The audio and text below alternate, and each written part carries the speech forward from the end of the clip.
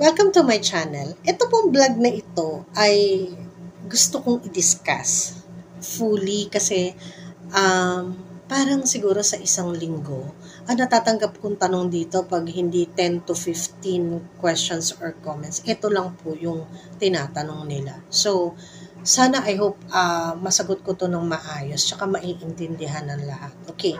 Ang laging tanong nila, nagkakamali daw po lagi sa Senomar. Ang pangalan nila, minsan pangalan ng magulang o birthday. Minsan yung middle name nila, minsan last name nila, minsan yung mga Maria nila na buo, maikse. So in short, mali ang spelling sa Senomar. Yun na laging tanong. Tatanggapin po ba to? Kasi iba siya sa birth certificate ko eh. Mali po yung pangalan ng father ko, o di kaya mali po yung middle name ko, mali po yung isang spelling, hindi po siya AE po siya, okay. Sometimes nagkakaproblema rin kasi sa pagsulat din ninyo pag nagre-request kayo.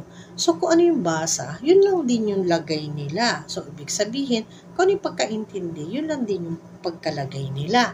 So, nagkakaroon ng problem kasi nagkakamali.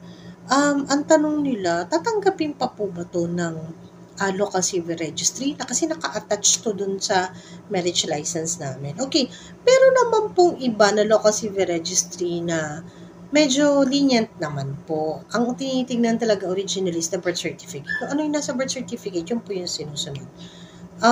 Pero may iba naman din pong mahigpit, pinapaulit ang Senomar. So, it's up to the local civil registry to assess kung ano po, kung ipapaulit po ba o okay na po yun, tatanggapin na po ba yun.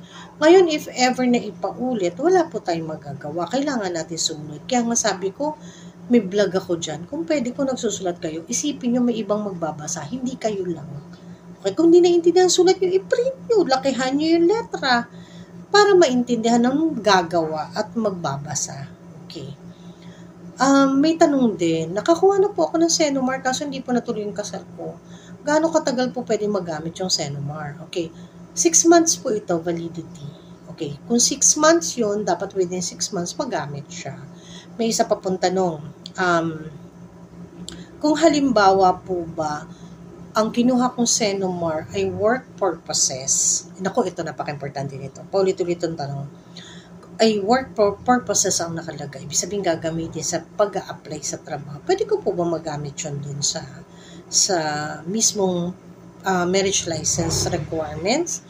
Sa akin naman po, kung ito po ay 6 months valid, ibig sabihin within 6 months valid pa po siya, pwede naman po. Kasi ang tinitignan naman po kasi sa Senomar ay kung nag-asawa ka na o binata ka o ilang beses ka na nagpakasal. Yun, kung single ka. Yun naman po tinitignan doon para maging valid na kayo makapagpakasal. So, depende pa rin po sa local civil registry kung maiintindihan yung sitwasyon nyo, kung paano kayo uunawain. Pero maganda rin po makapag-explain kayo na maayos. Okay? But at the end of the day, kung kayo pumunta sa local civil registry, dalawa lang po yan. Kung maintindihan kayo, gagamitin po yan. Hindi na kayo kukuha ulit.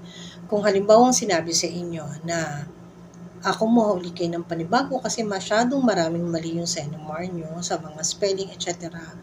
Maraming hindi pagkakapareho sa birth certificate ninyo, ay sundin na lang po natin. But be careful next time kasi syempre binabayaran din po natin yan. Babayad na naman po kayo uli. But anyway, ganun talaga. Experience. Kailangan gandahan ng sulat, maging maayos, printed, ang pagkasulat, kumpletohin ang informasyon. Okay, I hope, kung marami pa magtatanong sa Senomar na mali ang spelling, sana mapanood nyo muna tong vlog na to. Thank you so much. Please do share and like. Maraming salamat.